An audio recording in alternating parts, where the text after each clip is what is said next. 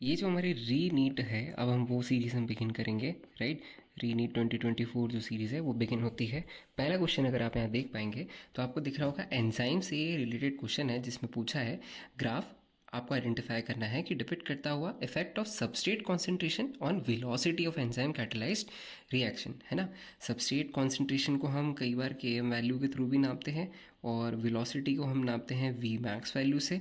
ये आपको बहुत अच्छे से आइडेंटिफाइड होगा ही कि M value V max by 2 पे ऑब्टेन होती है, ये भी आपको पता होना ही चाहिए, है ना। एंजाइम है मतलब कौन से चैप्टर से रिलेटेड है, तो ये बायोमोलिक्यूल जो हमारा चैप्टर है ना, क्लास 11 का आपका, ये वहाँ बिलोंग करता है, राइट।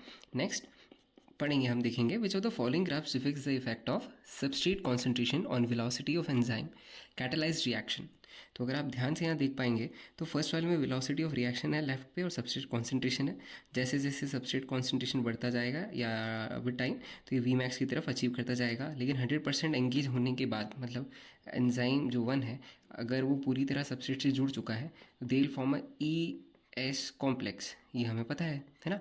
और क्या हो जाएगा फिर, वी मैक्स अटेन हो जाएगा। तो मुझे आंसर तो यहाँ मिल गया है, लेकिन I will see the next. देखो सेकंड वाले में क्या है, ये आगे क्रॉस करने के जा रहा है और स्टेबलाइज नहीं हुआ है, इसलिए ये सही नहीं है ना। ठीक है। थर्ड वाले में मुझे दिख रहा है कि यहाँ पे एंजाइम का कहीं ना कहीं डीनेचरेशन हो गया है, ठीक है, इसलिए उसकी वी मैक्स जो वैल्यू है वो गिर गई है। और लास्टली ये देखिए, ये तो ग्राफ ही कहीं मैच नहीं कर रहा, कभी भी वी मैक्स से वी ज़ीरो की तरफ ग्राफ नहीं जाना चाहिए, है ना। ये तो उल्टा ही ग्राफ है, right? So again these both are wrong. The correct answer will be option first. So I hope you're able to understand.